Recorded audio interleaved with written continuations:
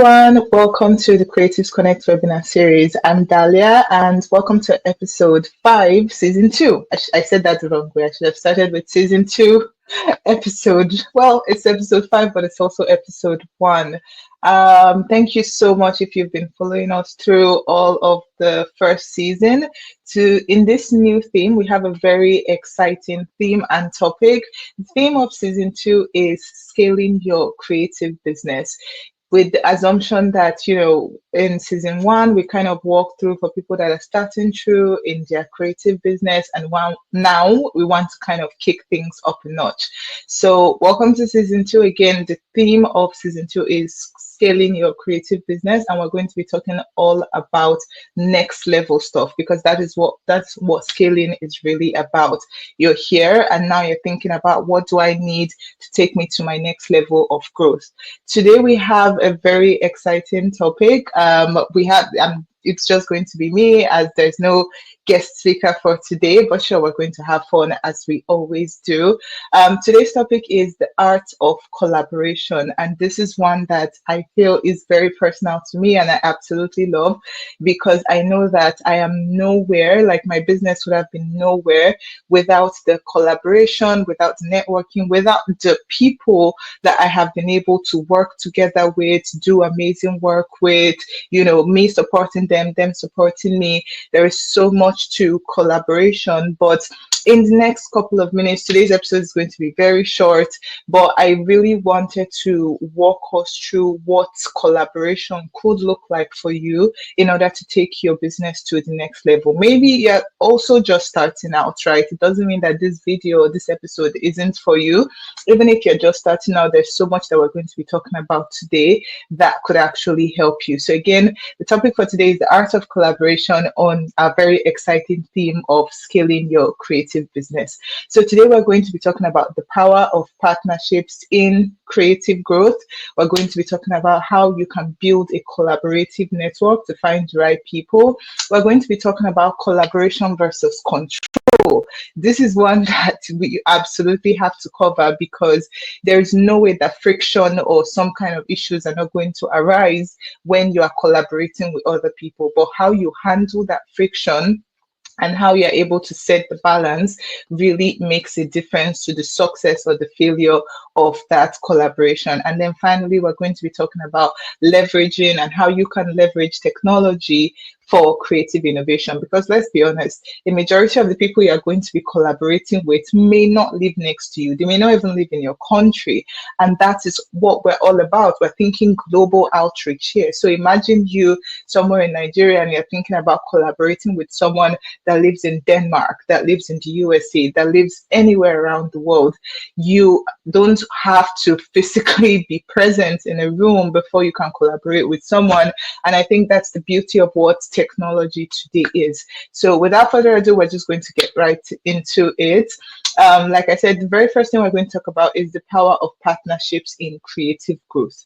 In our previous season, we talked a lot about networking, how it's important to know the right people, how you need access to the right kind of networks, because networking is all about visibility. Think about how many eyes are on your business right now. Literally, if you could count, where are you available online? Maybe it's social media. So let's say you have 500 followers on Instagram, you have 1,000 followers on Facebook, you have 300 people on LinkedIn.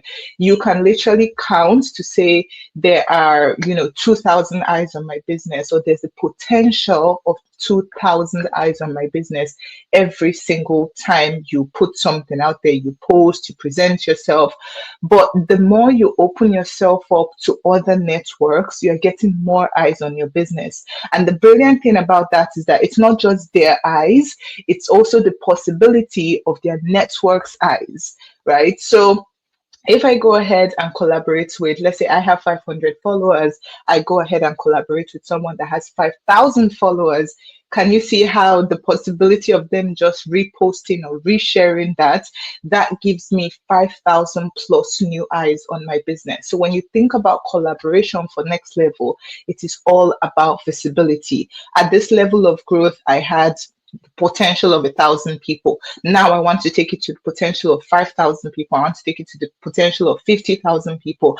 And you absolutely need more people. You need the right network for that. You're not just going to sit down and just be like, oh, it has to be me, me, me, me, me. It has to be okay. Maybe I have to pay for ads. I have to go and do this. I have to go and do this. That's the hard way. And of course, you can't do it the hard way, but there is an easier way of doing business, and that is collaboration. It makes such a world of difference when you work together with someone and you can get the visibility that they have on your business. Think about their own networks. Think about the people that they could introduce you to.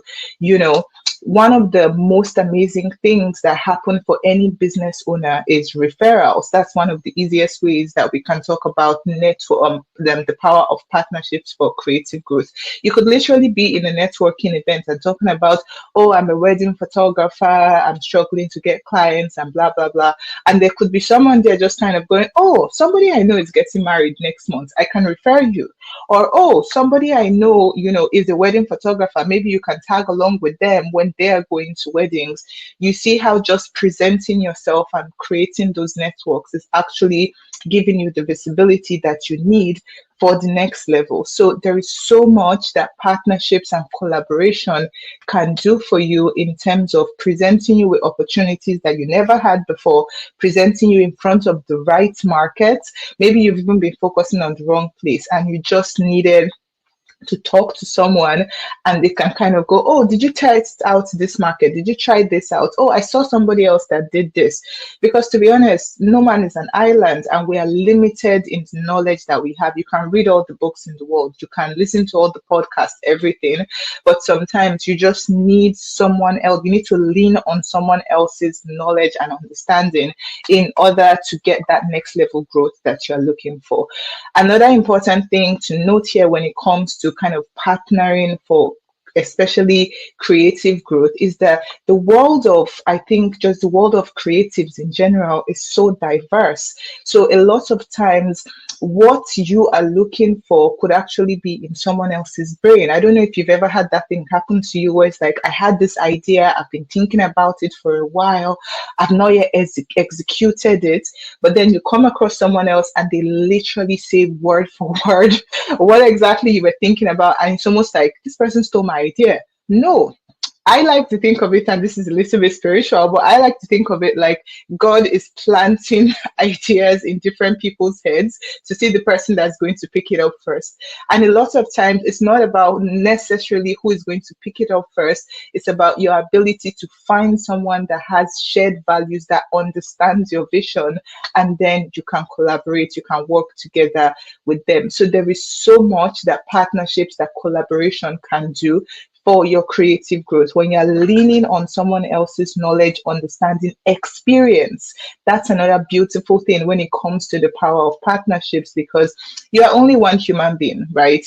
You are limited to your own experiences. Maybe you are again, wedding photographer. You are limited to the knowledge of all the weddings that you've attended. You're like, okay, maybe every single wedding I attended, nothing went wrong. So you really do not have the experience of what could go wrong in a wedding, or if something went wrong, what do I do? How do I handle that? You are limited by, you can read someone else's experience, you can see what they said about, oh, this crazy thing went on at this wedding I was covering and this is what I did, but you've not experienced it for yourself, so you are limited to that experience.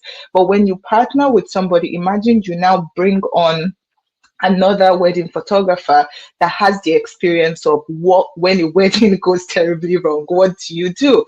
Now you see that you can leverage their experience, you can leverage their knowledge in that specific domain to become much better at what you do. Maybe if it were just you, things would have gone horribly wrong, you wouldn't have been able to cover the event, it would have just been a total disaster. But now because you have this other person, you are still able to, find bits and pieces to make it a success at the end of the day. And the bride or the groom is going, oh, these people that I hired, they are so great, they are really amazing, not knowing that it's because you were kind of leveraging on the experience of somebody. And this applies to literally any field, any business, any creative business that you think about. When you leverage other people's experience, it gives you that kind of advantage and edge over other people that don't have that experience. The next thing that we're going to talk about is how to build your collaborative network, right? How to find the right people. Now, I know that we've gone on and on and on a lot about this in the last season and the last couple of episodes, but I think the final thing that I just wanted to touch on here when it comes to finding the right people, I would say two things. The first thing is, how do you vet your potential partners? Because it's one thing to say, oh, collaborate. Yes, now imagine you are in a network of 5,000 people. You're in a Facebook group, you're in a LinkedIn community or whatever, and there are 5,000 people. How do I find the right person to say, this is a potential collaboration waiting to happen? This is someone I can work with. This is someone I can partner with. The most important thing I would say is start from your values. This is why it's even important for you to define your values for yourself. What are the things that matter to you? Because believe me, in the long run, it will matter. Right? A lot of people will be tempted to look at things like, oh, does this person have 100,000 followers? That means that I can. It's good to look at numbers. It's good to think about, oh, what is going to be the potential advantage for me? But it's always important to start with values. What are the things that matter to this person? In what lens do they see life through? Because a lot of times, if you cannot find someone that matches in terms of values, you are going to struggle along the line. Because if eventually, you find someone, you kind of say, oh, I have this project, or I have this thing I would like to work on you with, even if it's something like an Instagram live, right? If you do not have the same values, I'll give you a classic example. You agree to do an Instagram live with somebody, you are the kind of person that believes in showing up on time, in making things work no matter what, all that kind of, you're very strict, you're very disciplined. And then this other person is just, meh, whatever happens, I'll show up there whatever time. They're not taking life so seriously. You may struggle to work with someone like that because you are kind of coming, oh, this person doesn't respect my time. Maybe they show up to the live session late and they're not even sorry, right? You're kind of thinking, this person doesn't respect my time. This person, are they even actually serious about this? When it's just a matter of their own values, it lies in somewhere else. Or another critical example could be, oh, what do you value more, time or money? Some people value money more than time. Some people value time more than money, right? So it's important that at the beginning, you decide for yourself, what are the values of my business? What are the things that matter most to me?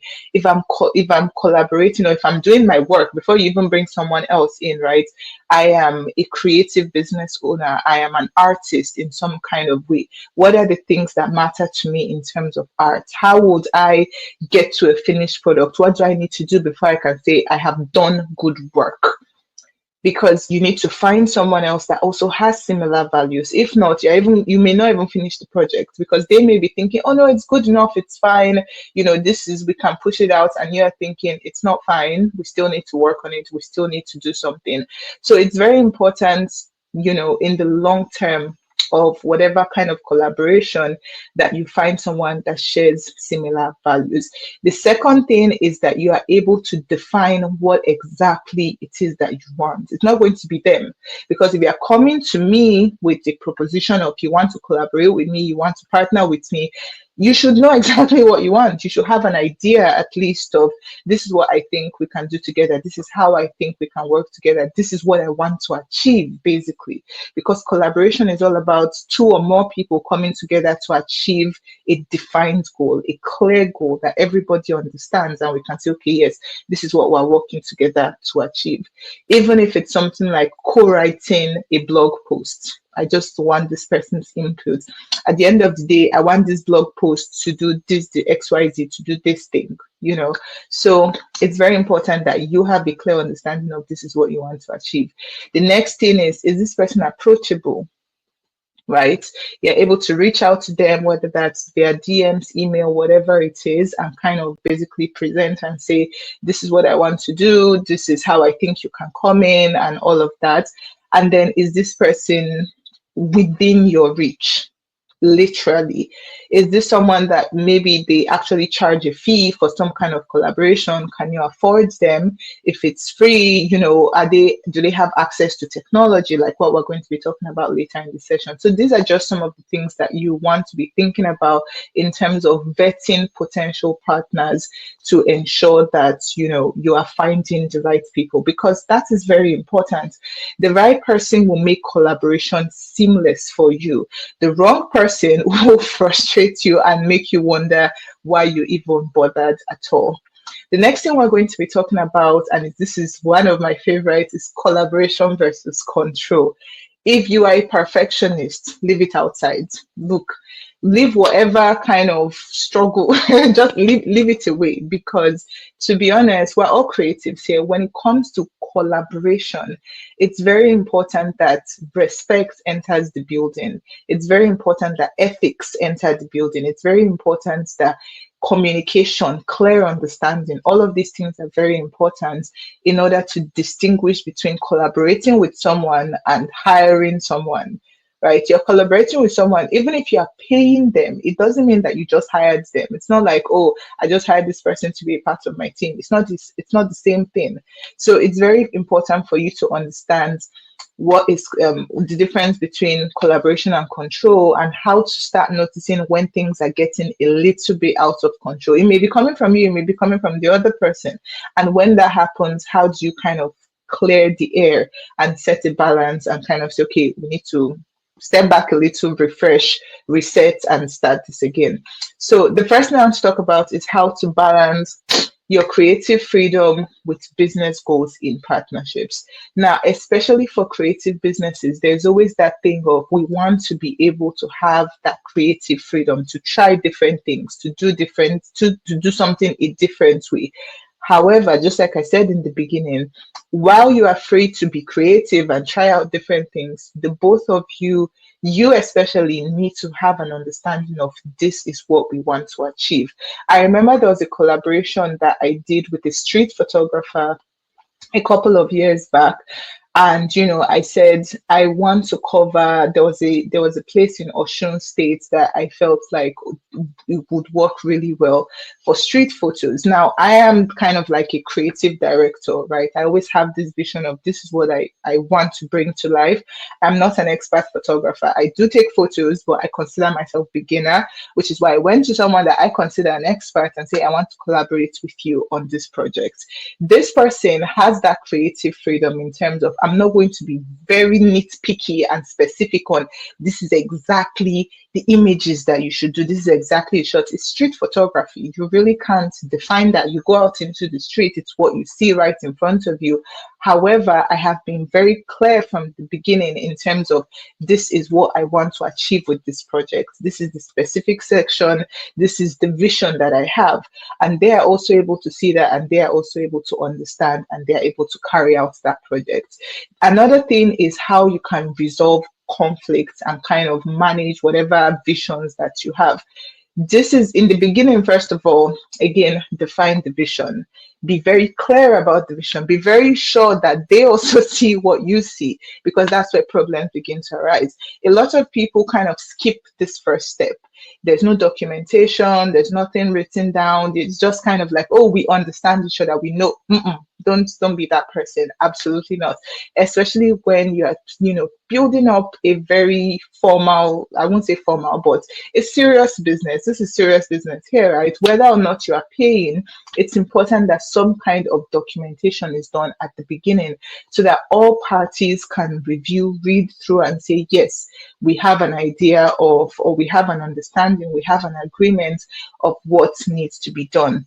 99% of the time, I would say, put it into writing, get documents signed, so that nobody can come back along the line and say, no, that's not what we agreed, or I didn't know that that's what you had in mind. I was thinking it was this or that thing. Absolutely not.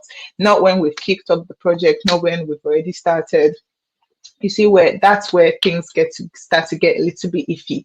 Now, when things or troubles kind of come up along the line, that is not the time to just raise up your hand and say, I'm not working with this person again, I'm done. I don't want to do, I don't want to work with this person, blah, blah, blah. No. we are all human beings. We all make mistakes. We all have issues. To be honest, I would say a lot of the time it's the person that proposed the collaboration. It is your responsibility, I would say, to be the bigger man and try to resolve the conflicts. Okay, let us pause right now. Let's come back and start from scratch again. What is the issue here? Is the issue that we have different visions as to what we want to achieve here? Is the issue that, okay, you are not happy or comfortable with the execution process? You really need to drill down as to what exactly is the problem. It's that thing where they talk about, you have to identify the problem before you can solve it. You can't solve a problem that you don't even know exists. So strip it back, come back to the bare basics of, is it the vision that's the problem? Is it the goal that we have not defined that's the problem? Is it the timeline? Is it a case of, who is to pay what? That's another reason why at the very beginning it's important to define all these things. For example, if you are collaborating with someone and you get to a point where someone needs to pay for something, who is going to pay? That should have been well defined at the beginning of the project. These things are so important, and because so many people skip the steps at the beginning, they kind of just, I know that we all have that thing where we're very excited about a project, especially maybe if this is someone that you've been looking up to, you just want to get to work, you just want to do this thing with them. Please get it documented, please get it in writing, because it's not to say that issues will always arise, but if there is a challenge, if there is a problem, if there is some kind of issue along the way, you want to make sure that to some extent you have covered your own ass, right? So these are just some of the things that you want to consider in terms of collaboration versus control. Clear communication. How are you able to communicate clearly? These are the expectations of this project. This is what I'm bringing to the table. This is what I expect you to bring to the table. And make sure at every point of communication, make sure that the other person understands. Because that's another thing. You may be speaking a lot of English and they are not getting it. At every point of the communication, make sure that the other person knows exactly what you are saying, right? So clear communication is very important. How do you delegate tasks? That's another thing when we talk about collaboration versus control. Again, this is not someone that you've hired to come and join your business. This is someone that you are collaborating with. So it's very important to set a distinction and understand what's the difference here between me working together with this person and me just pointing at stuff and saying, do this, do this. Oh, you are going to be in charge of this. Oh, you are going to do this. Did they agree to that? This is a matter of, I think one very good thing, especially in the beginning, is to start having routine meetings, depending on how big the project is, right? If it's a smaller project, like just working together on an Instagram live, maybe like chats, just back and forth chats, maybe enough, maybe. But there are certain larger projects that you want to collaborate with someone on that you definitely need to have at least one meeting just to be able to set the pace and say, I'm doing this, you are doing this, I'm doing this, you are doing this, and all of that. So how do you communicate? How do you delegate tasks? And finally, how do you set and keep to boundaries? That's another thing. In our last episode, I talked a lot about boundaries, especially when it comes to establishing and maintaining relationships over time. Boundaries is one key thing that I feel like as creatives, we don't talk enough about. In a more formal 9-to-5 workplace, people talk a lot about boundaries. I feel like people understand boundaries. There are certain things where they'll say, don't message someone outside of their work hours, or, don't text, don't send your work colleague private messages on WhatsApp or something. If you're using Slack, keep it to Slack and all of that. But I feel like in the creative world, it gets a little bit fuzzy because we don't want to be so serious. We don't want to be all, but boundaries are very important. Just because you are collaborating with this person does not make them your best friend, does not mean that you can start sending them messages at any time of the day. And boundaries is also in terms of things that we've spoken about, like communication and delegation. You need to know where to draw the line, whether you are the one that's stepping out of line or is the other person that's stepping out of line. So things like clear communication, being able to delegate tasks properly, being able to set and maintain boundaries are all very important in terms of collaboration versus control. Knowing where to draw the line, knowing when you are working with someone as opposed to you're ordering someone around or you're literally just telling them what to do. Collaboration is about two people working together, two or more people working together. It's not about you finding someone that you can tell, do this, do this, do this. Whether or not they are the ones that have 50,000 followers and you have 5,000 followers, it doesn't mean that now they can boss you around, right? That is why these things should be well defined at the early onset of the agreement. You can be the one to say, oh no, I don't mind doing 90% of the work. If that's something that you've agreed on, then that's absolutely fine. But if both of you agreed at the beginning to say, we're going to manage this 50-50, it shouldn't be that things start to shift later on. The next thing we're going to talk about is how to leverage technology for collaborative innovation. Now, this one is, I think, very straightforward. So we're going to be talking about some of the tools that you can use for collaboration. There's so many. In fact, I think for almost everything that you want to collaborate on, you'll be able to find something that you can use. You know, you've heard of tools like Slack. Slack is used for communication. It's kind of like a workplace version of WhatsApp, basically, but with so many more features. You can chat, you can call, whether it's video call, audio call, you can send documents. And I think the thing I love the most about Slack is how you can integrate certain third-party applications, like you can integrate Google Docs, so that it's so much easier to send somebody a document. You can even integrate other collaboration tools. Another collaboration tool is Loom, so that's Loom. Loom is like a lifesaver when it comes to meetings. Like literally, they will tell you, like, we've helped you save 3 hours of meetings. So Loom is basically like a screen recording app where you can record your screen, explain what you need to explain. You can decide if you want to be in the frame or not in the frame. But basically, imagine you have a document that someone has sent to you and you're trying to provide feedback on that document. Traditionally, you would have to say, okay, let me call a meeting, let's sit down, go through the document on like a Zoom call or whatever. But with a platform or with a tool like Loom, you can literally just share your screen, go through the entire document. You're recording basically on your own device, and then afterwards you share the recording with them. So that avoids the need to say, let's get on a call and sit down and start doing all these things.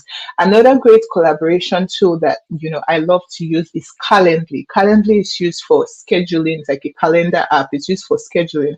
The beautiful thing about Calendly is that it does all the work for you. You basically set your times and say, I'm available Monday to Friday, 9 to 5, and then maybe Saturday, Sunday, 9 to 10 or something like that. And basically, people can only choose to meet with you within the time frames that you've set.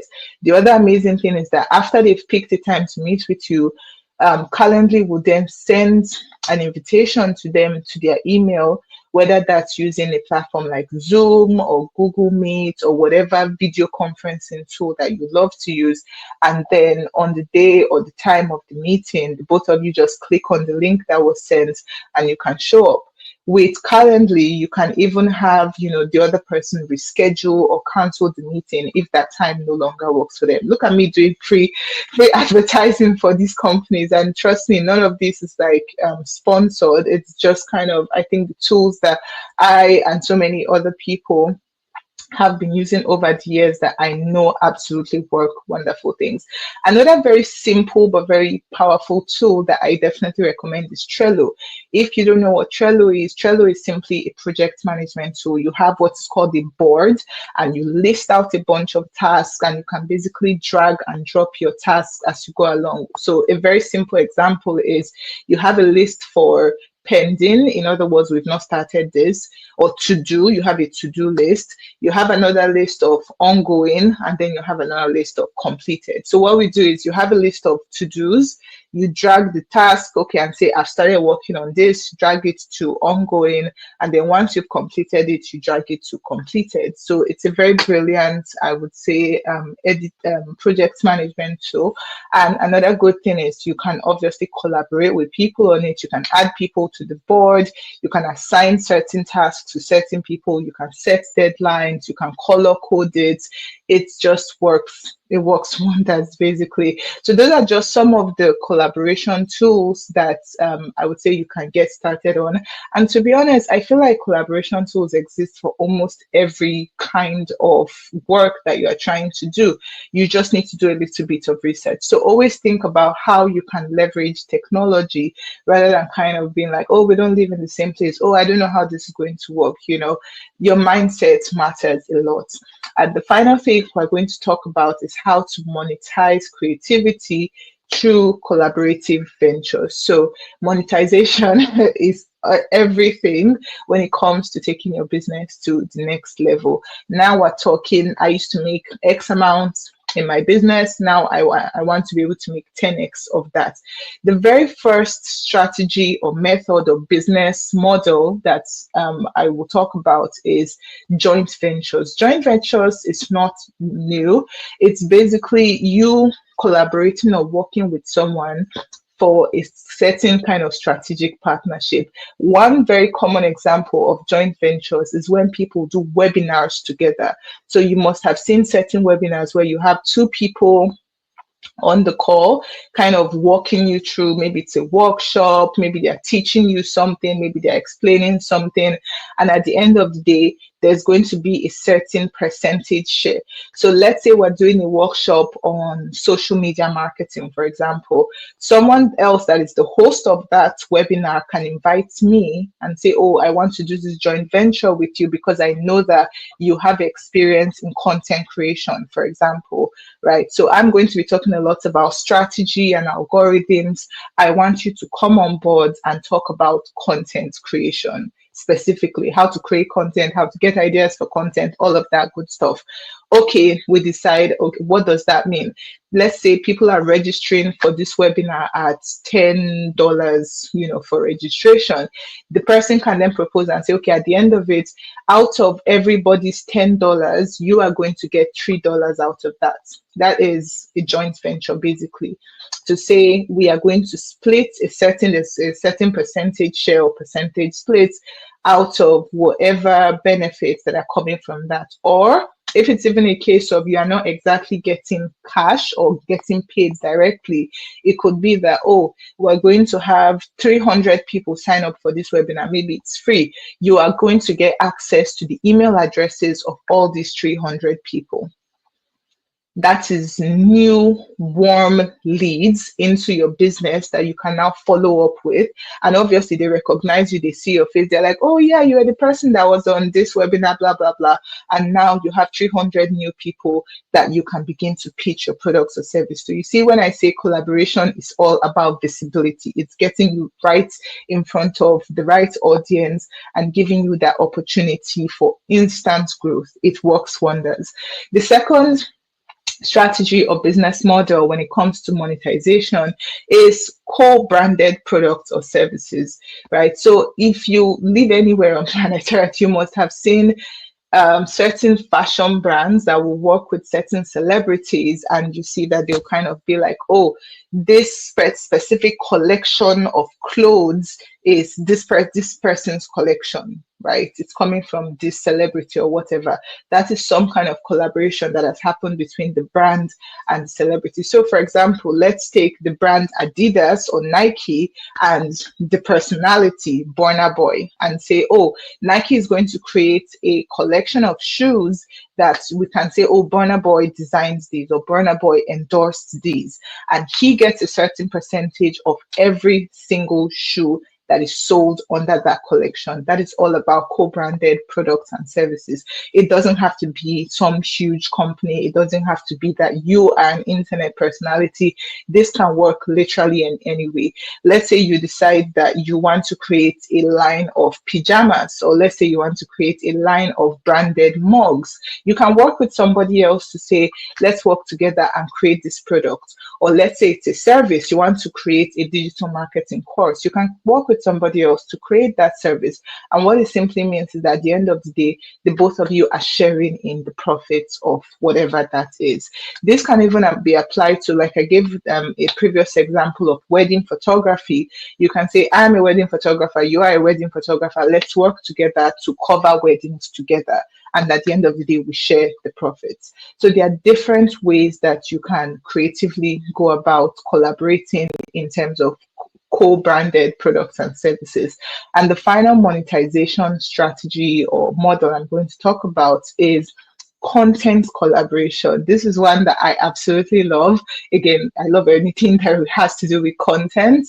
But yes, so when you kind of go, oh, let both of us work on a video, a blog post, a podcast, literally anything content based, where you are working together with someone, and depending on whatever this is or the platform that you choose, you share in the profits of that content. So let's say the both of you work together to create an ad for a certain business that's going to pay you for that ad, and that means that the both of you are going to share the profits. Or let's say it's a platform like YouTube where you can actually get your content monetized. You work with someone to create a piece of video, content to put on YouTube, and the both of you share in that in the profits that come from that. So you see that there are so many ways. These are just three of the business models and strategies, but there's so much that you can do. There's so many ways that you can actually monetize your creativity. You can monetize your collaboration with someone else